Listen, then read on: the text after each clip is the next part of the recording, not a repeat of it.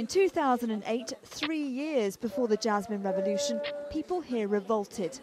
But their uprising was brutally suppressed. All of these men, more than 50 of them, were beaten and imprisoned. The protests back then were censored. There was no media, no Facebook here. People were too scared to tell our story because the regime was too strong. In the same village, we meet graduates in their late 20s who've never worked a day in their lives. They have a choice: either stay here, unable to get married or earn money, or try to migrate to Europe. This is a region on the economic and social edge of Tunisia. People here feel disconnected with events in Tunis and the country's transition to democracy. Ben Ali and his political police may be gone, but there's still a deep sense of injustice here. Ben Ali's departure is just the beginning for this new nation. The transitional government must take notice of what's happening in Gafsa. The root causes of this revolution are not resolved. Nazanin Moshiri, Al Jazeera, Gafsa, in southern Tunisia.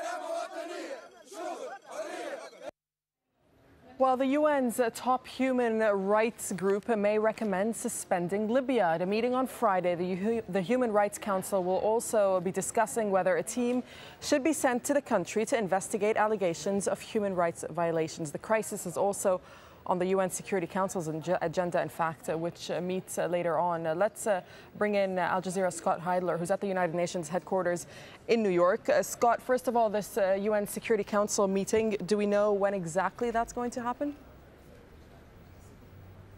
Well, we're hearing that it's going to convene tomorrow afternoon, Friday afternoon at 3 p.m. And this is going to be a closed-door meeting that we're also hearing. This hasn't been confirmed yet, that the Security Council will be briefed by Secretary General Ban Ki-moon on the situation in Libya. We've been talking to several missions who are part of the Security Council, including the permanent 5 members, who've said that they really want more action to come out of the Security Council. They want more international community actions of what's going on in Libya, and that the venue for that is the Security Council. So right now, it appears as though 3 p.m. Friday here at the United Nations headquarters, the Security Council will convene and be briefed by Secretary General Ban Ki-moon himself. Yes, Scott, I'm just wondering, though, is this going to be more of a symbolic type of meeting, or do we expect some concrete resolution to perhaps come out? If you would have asked me that question yesterday, I would have said yes, it was much more symbolic. But the rhetoric in the last 24 hours from, yes, the members of the Security Council, but also the international community has really turned up, have ratcheted up. So I really think that tomorrow, they're not going to present a draft resolution tomorrow. We don't expect that. But what it seems like is that they're really kind of stepping toward that. And one of these missions who are part of the Security Council, they told me that, we're not at the draft resolution stage, but we're discussing with other missions of possible wording. And, as we've been hearing from the United States and some European nations, France and Britain, that they are looking to do more. And the rhetoric that we've been seeing time and time again from these different nations is that no option is off the table. So I think tomorrow we're going to have a genuine conversation in the Security Council about what the next steps are. We might not know exactly what they're planning those next steps to be tomorrow, but at least we know now that they're moving forward. The Security Council will be. And then from the humanitarian sort of perspective on what's going on the ground in Libya, there's also a meeting then tomorrow? Yes, there's another meeting in Geneva. This is the United Nations Human Rights Council. They're meeting tomorrow. This is an emergency session, and they are going to be entertaining a draft resolution to launch an investigation on the human rights violations going on now in Libya. Now, they're also in this draft resolution, and we're not sure what the final resolution will look like, because they're still hammering out some of the wording on this. There's a potential that Libya, who is actually part of that council, will be kicked off, or there'll be a move for them to be kicked off, because there has to be a general session here at the United Nations headquarters to vote them off that council. But we do know tomorrow this resolution, strongly worded resolution, calling for an investigation into abuses of human rights, international human rights law, will be most likely passed and launched down in Libya. All right, Scott Heidler, thank you very much. Well, as Libya's oil production shuts down completely, the U.S. is adamant markets will stabilize. We'll take a closer look at the situation in just a moment. Plus, and I'm Andrew Thomas in Christchurch with the latest on the recovery efforts here.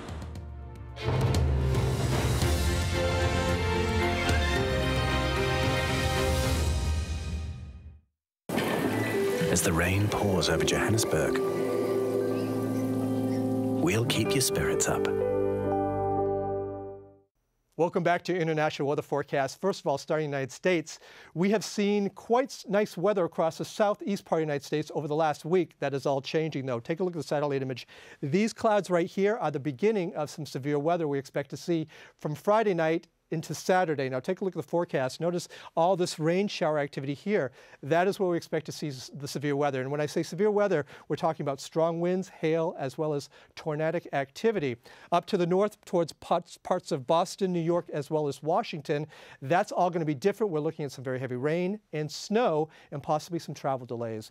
Out to the west, San Francisco, rainy conditions for you. Heavy snow out towards the east of there. Into the ski resorts, looking quite nice, but down to the south in Los Angeles, we are expecting some light showers into their forecasts. Now down towards Central America, we had seen some very heavy rain showers for parts of Panama, Costa Rica.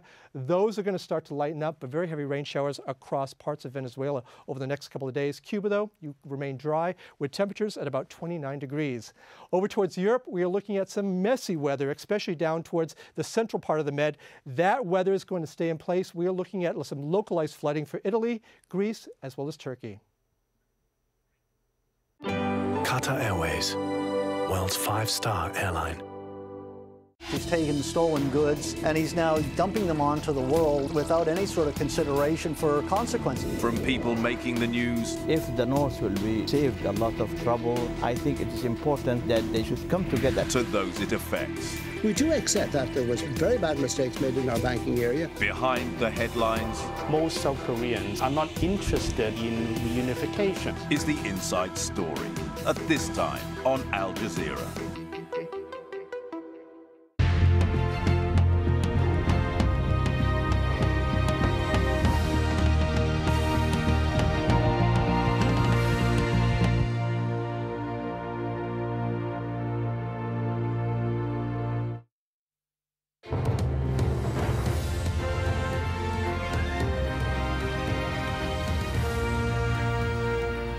This is Al Jazeera. The latest developments in Libya. In a phone call to state television, Muammar Gaddafi blamed Osama bin Laden for the uprising in his country.